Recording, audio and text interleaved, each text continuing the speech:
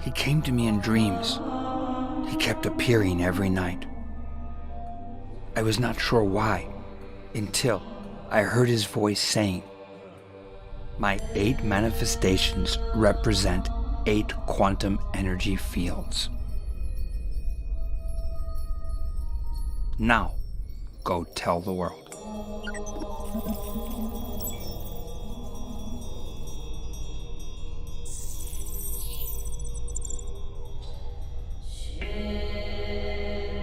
I awoke with a start, determined to find out what these 8 quantum energy fields are and how they relate to the 8 manifestations of the Lotus-born Master. From 2002 to 2015, I led a series of expeditions across the Qinghai Tibetan Plateau, searching for the mythical, legendary realm of Shangri-La.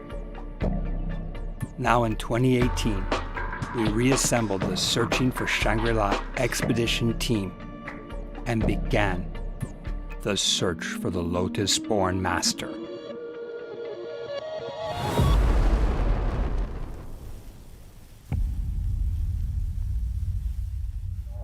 The Lotus-born Master was the father of Vajrayana or Tibetan Buddhism.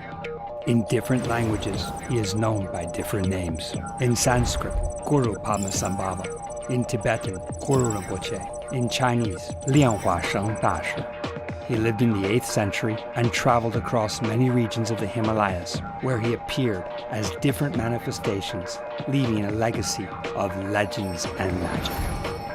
Images of his 8 manifestations are often depicted in murals, tankas, statues, and dances across the Himalayas.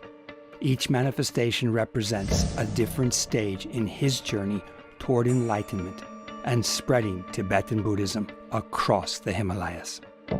Is it possible that behind each manifestation there may be a coded language revealing the laws of quantum physics? The Guru Rinpoche's teaching is science of the mind. Padmasambhava was in touch with the quantum reality. He lived the quantum reality. He manifested the quantum reality. You could call him the father of quantum physics for sure. Following his handprints, footprints left across the Himalayas, we launched expeditions in 5 countries, crossing extreme climates, covering over 20,000 kilometers within 6 months.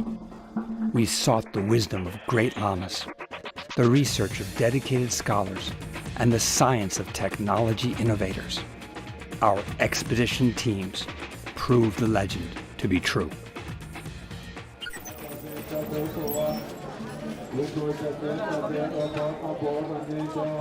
In order to retrace the footsteps of the Lotus-born Master, we began our expedition in Bodhanarth, Kathmandu, where we sought out the expertise of the 11th Chose Kuchen Rinpoche, a specialist on the life and times of the Lotus-born Master. I think it is very auspicious that today our journey starts on the very, very auspicious day, which is the Guru Rinpoche's birth day.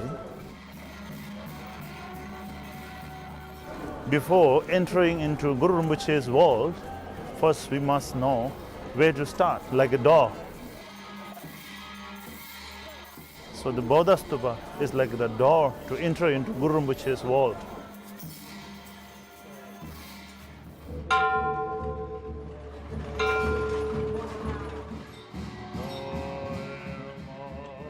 we have to understand the cosmic power of Guru Rinpoche, the cosmic principle of Guru Rinpoche. Through knowing the principle of Guru Rinpoche's cosmic power, cosmic energy, now we can understand the laws of quantum physics.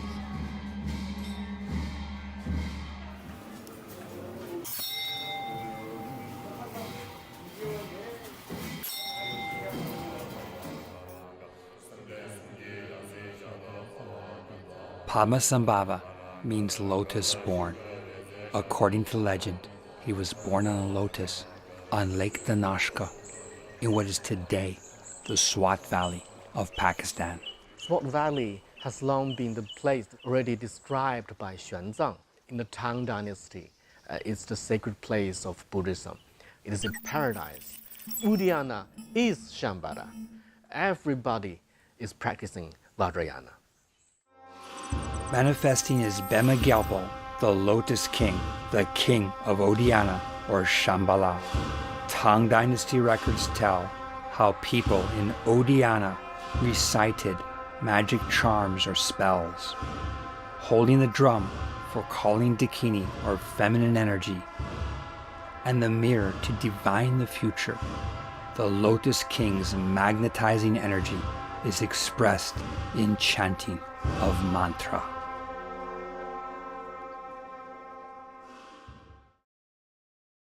Mantras are the biggest part of our culture because for a common man to utter mantra, to say and focus on that mantra, so the thought rate will go down, plus the vibrational level effect also he gets. In ancient India, people believe that the frequency contains very specific energy.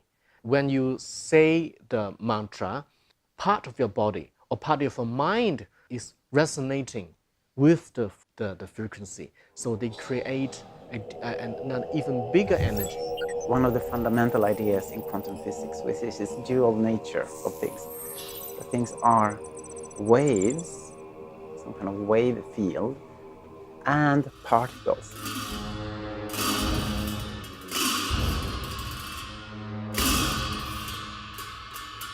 If we're talking about a mantra with sound that's generated by the human voice, there are different frequencies in that sound. For example, like the sound Om. Om, which is widely experienced and understood as a universal sound, is first and foremost an energy. Everything in this world is energy. So sound also is an energy.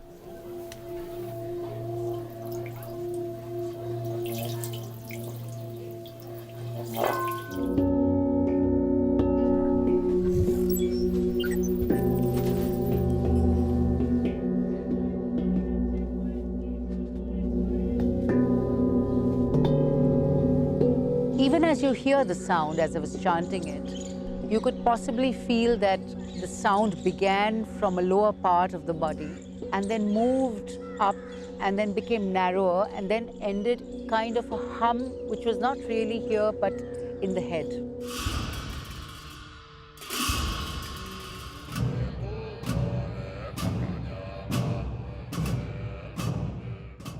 In the case of Om, it gets enforced in your head, in your brain, and all your nerve endings become silent. Your whole nervous system becomes still. The energy goes up and it concentrates in the Agnya chakra and in the Sahasrara chakra, which is on top of the head.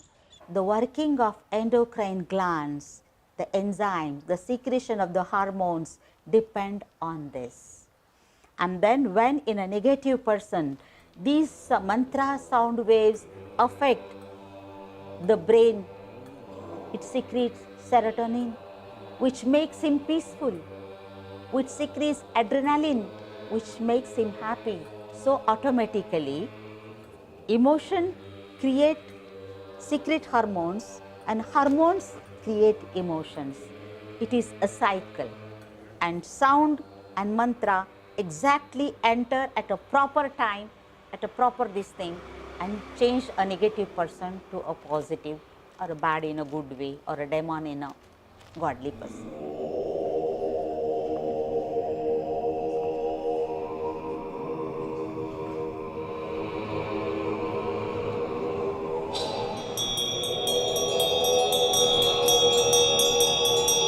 But mantra with the strong intention moves faster, because intention means against your emotions, and you know how emotions travel through this electromagnetic field faster than the sound waves. As an energy field, mantra contains vibrational frequency. Moreover, within the sound of each mantra is an encrypted code that represents a knowledge repository. The seed syllable means a encrypted or coded message, the shortened, the simplest form of a huge paragraph of a huge sutra. So frequency analysis was developed and perfected around 1200 years ago by Al-Hidi, a famous Arabic mathematician, where he would apply the analysis of the letters and the substitutions to find weaknesses in the ciphers. So what's encrypted in it is basically that intention that comes from your saying that mantra. If you think about encryption, it's basically when you think about text messages, for example. I'm sending you a message from my phone, and you could be anywhere else in the world. And that information is sent from my mobile device, and it's encrypted and sent out via radio waves. Encryption is contained within this vibration. Your phone has to have the key to unlock that encryption. Even to receive frequency, you need some sort of like connection. Then, the frequency is able to travel efficiently and able to pass all the blessing without any hindrances. The energy, you call the energy, we call that blessing. I think is something similar.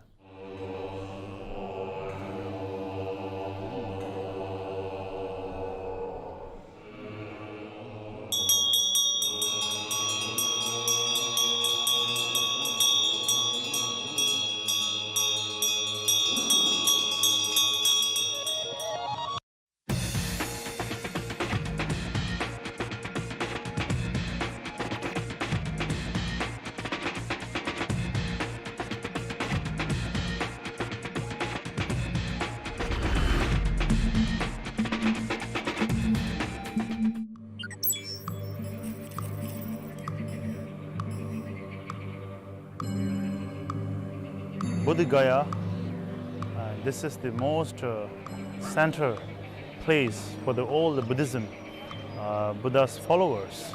For Buddhists all over the world, Bodh Gaya is the most sacred spot because that's where you find the sacred Bodhi tree under which Lord Buddha received his enlightenment.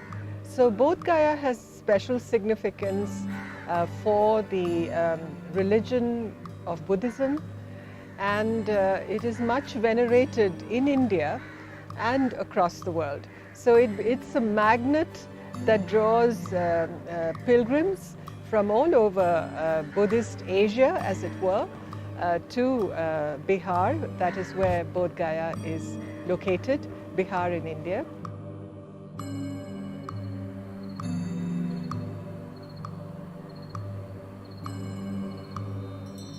Right next to Bodh Gaya Stupa is a cremation ground, and it's amazing because you have this very spiritual, beautiful stupa, and right there is a cremation ground where one of the crucial moments happened for Padmasambhava.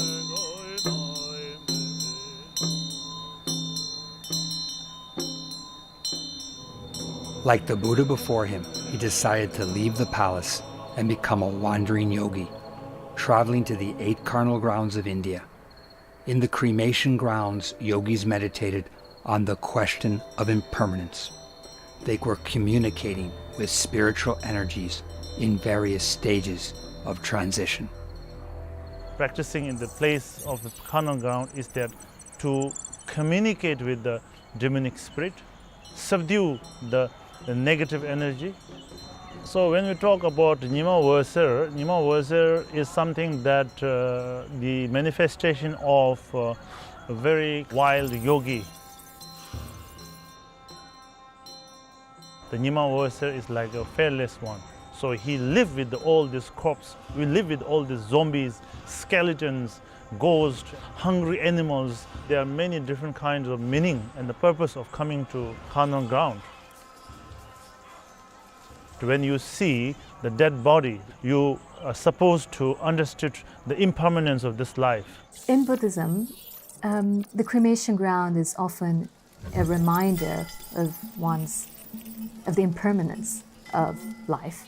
It was not uncommon to go to the cremation ground. It's a place where you're reminded of death, the death of material goods and material things as well. Some energy field there, and there must be a transformation which is happening there, and there may be channels where the spirits or the spirit energy is then dissolved in what we could call just Gaia. Part of the world is like, we call it intermediate world, you know? It's like between this life and next life. This is like a corridor before you enter the house.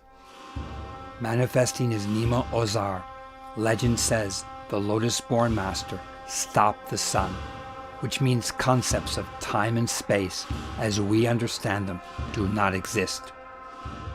He holds the trident, a symbol of yogis meditating in the carnal ground. At it are 3 heads representing past, present, and future. Where Einstein believed that time might be curved rather than straight, the yogis of the past understood that time unfolds upon itself. It is multidimensional and entangled, allowing for the existence of parallel universes and quantum communication between them. That's where practitioners would go to connect to a different universe, a parallel universe. Well, there's a lot of theory about parallel universes. It might have been considered frivolous decades ago, that the idea of multiple instances of what we would deem reality is becoming more and more credible, especially amongst metaphysicists and theoretical physicists. Parallel universes, yes. So Stephen Hawking, right before he died, just released a paper that is, of course, being debated now. His current theory is one that can be tested and used to test the possibility of the multiverse, possible universes all existing, coexisting at the same time as you and I are sitting here today, just next to us on another level. So there could be that we have different instances of what we deem as reality that are coexisting. And whether there can be, this again gets in the realm of theoretical physics, ways of channeling between the one or the other is also a matter of considerable discussion. The concept is basically we're living in one dimension. There are many of us living in different dimensions. And therefore, if we emanate the right frequency to cross dimension, we could communicate with different astral bodies or communicate with other people through time and space. It's just entering, okay, from 4D to 5D. Then our world is just a movie. Time is just a frame that we conceptualize. In deeper terms, there's no time frame. In these other universes, it's possible that time, gravity, and the way which we observe everything in our universe doesn't act the same way. Now, when we talk about time, the past encompasses the present, it encompasses the future. So we don't have this linear division of time where time, actual real time, is only the present. Time is encompassing. All time coexists. All those differences coexist in that field. So time and space is our only physical constraints in this dimension. There are no time and space constraints in other dimensions.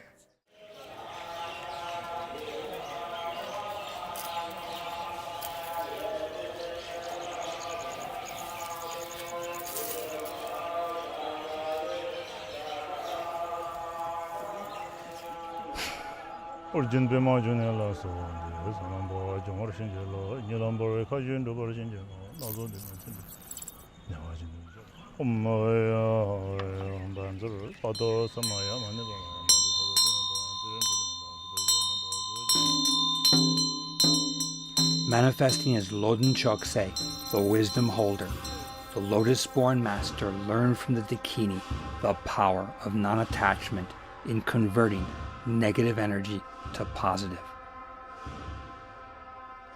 In one hand, he holds the drum for summoning Dakini, or feminine energy.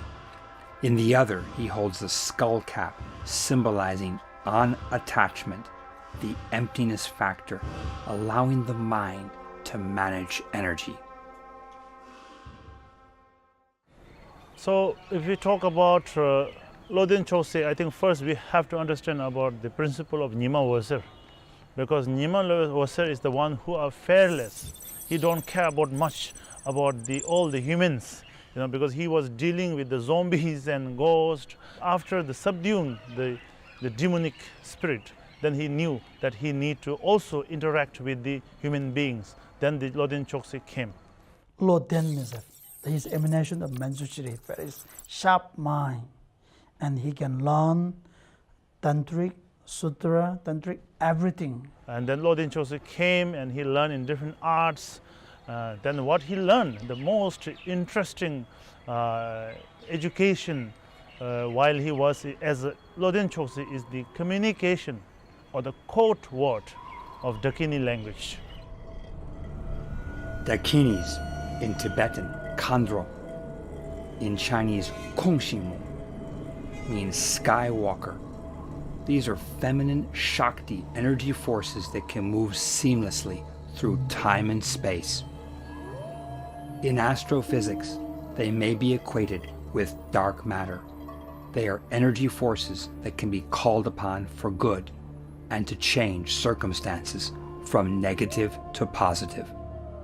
Dakini there was Leki Wangma, and she was the key really. She's the one who taught Padmasambhava. When you go to a cremation ground, you can overcome negative energy with positive energy. So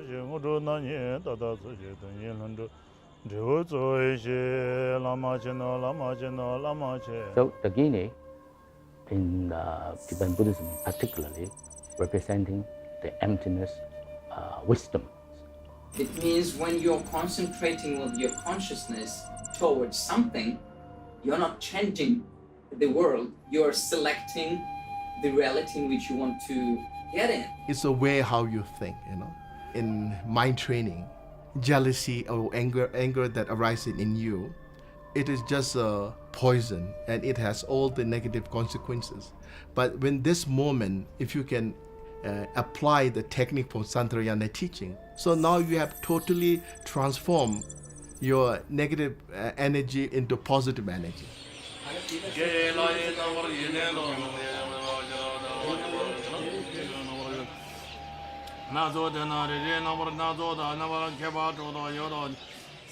Intention is really our language to talk to energy. When we have a certain intention, basically it's a really focused energy creating coherent resonance with the object that we send the intention to. It's actually pushing the energy towards it and making the whole environment coherent and therefore changing it. As like how you change a tuning fork. So one tuning fork resonating at the same frequency with the second tuning fork with the third tuning fork basically makes all the tuning fork vibrate at the same speed.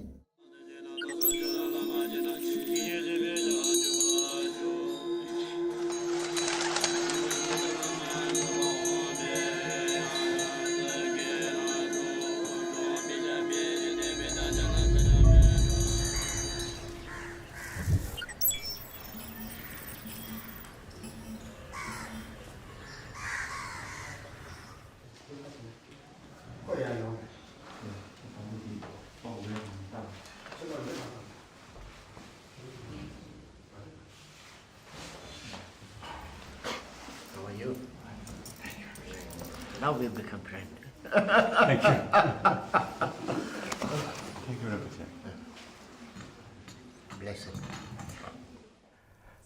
The greed is very powerful. Air is polluted, water is polluted, earth is polluted. And we're talking a lot about science and quantums and physics and this and that and going to moon and maybe going to another planet, making so many different type of powerful emissions. And on one hand, we can say we are very civilized, 21st century civilized. On the other hand, if we're not really aware about the value of inner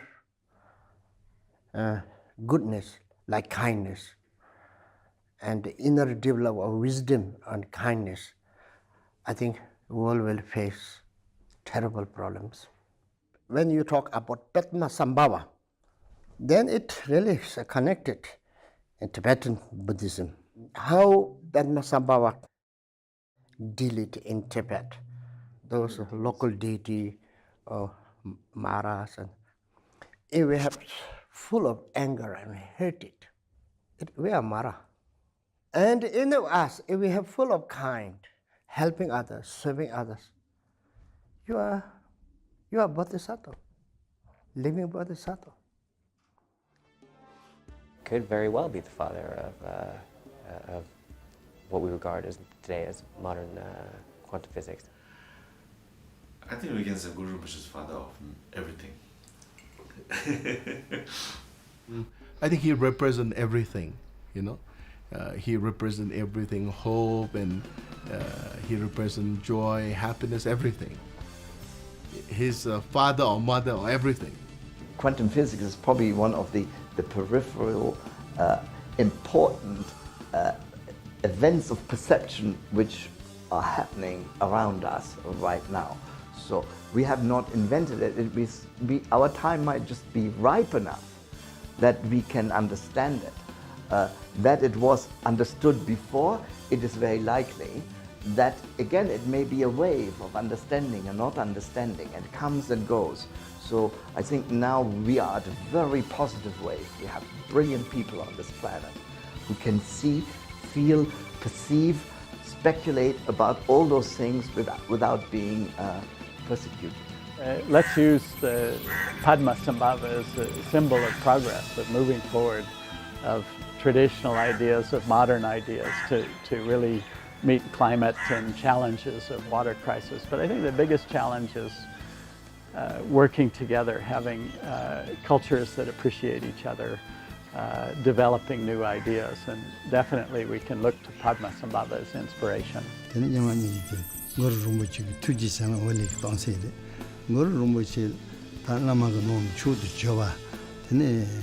ngor peman juni sele tenen ngor rumbo che ngor chenji che ngor rumbo che go zba jong jong wona gondo ge ta tenen ngor rum chenji ge zne tenen ngor chenji ge tenen lo jure mang ta de choma be ton be ya bu de tenen senji tang ji yi chi ji to ji ge tenen be ton be ya bu